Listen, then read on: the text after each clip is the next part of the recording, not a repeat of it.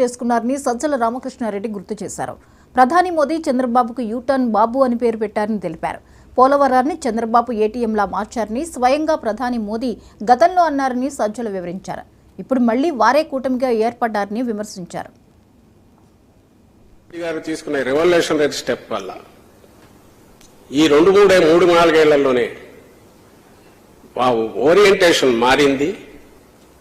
పిల్లల ఎందుకంటే ఆ ఏజ్లోనే బాగా ఆకలింపు చేసుకోగలరు, ఈజీగా టర్న్ అవ్వడానికి అవకాశం ఉంటుంది. అందులో మనం ఇంగ్లీష్ మీడియం పెట్టేటప్పుడు ఊరకబెట్ల కింద సర్వే చేస్తే 94% మాకు ఇంగ్లీష్ మీడియం కావాలి ఫస్ట్ క్లాస్ నుంచి ప్రజల పబ్లిక్ ఒపీనియన్ నుంచి వచ్చింది.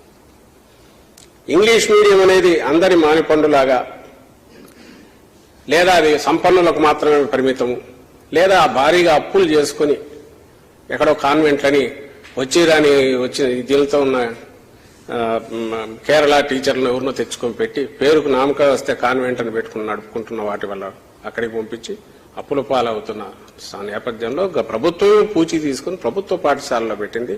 సక్సెస్ఫుల్ గా రన్ అవుతుంది, అందరూ గమనిస్తూనే ఉన్నారు. హై స్కూల్కి వచ్చేసరికి ఈరోజు యూఎన్ఓలో పోయి ప్రెజెంటేషన్స్ ఇచ్చేంతవరకు పోయారు.